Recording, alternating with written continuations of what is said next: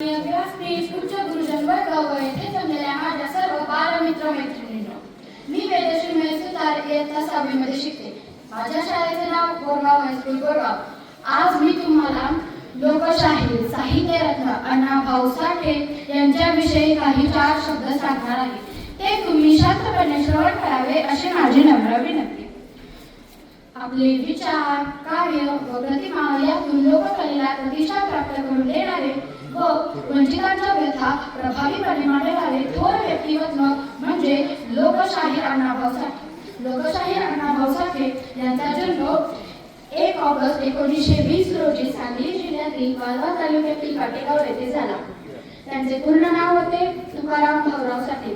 त्यांच्या वडिलांचे नाव होते भाऊराव साठे तर आईचे नाव होते बालूबाई.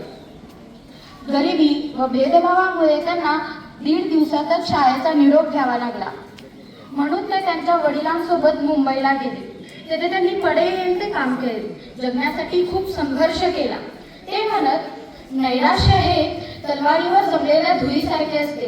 धूळ झटकली की तलवार आपोआप चमकते.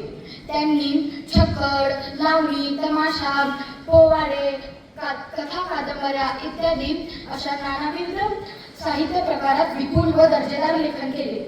त्यांच्या फकीरा या कादंबरीला राज्य शासनाने म्हणजे महाराष्ट्र शासनाने सर्वोत्कृष्ट कादंबरीचा पुरस्कार दिला. ते म्हणत, मी जे जगतो, पाहतो, ऐकतो, अनुभवतो तेच मी लिहितो. त्यांची मुंबईची लावणी व माझी महिला गावावर राहिली या लावण्या अविस्मरणीय आहेत. रशियात जाऊन शिवरायांचा पोवाडा गाऊन दाखवणारे ते पहिले लोकशाहीर होते. त्यांचे जग बदल घालून द्यावा मग सांगून गेले भीमराव हे गीत खूप गाजले.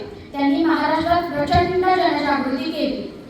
गोवा मुक्ती संग्राम व संयुक्त महाराष्ट्र चळवळ अशा इत्यादींमध्ये त्यांचे योगदान महत्त्वपूर्ण आहे.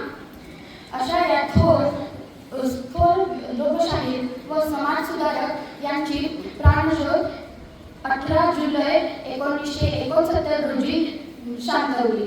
धन्यवाद. जय हिंद, जय महाराष्ट्र.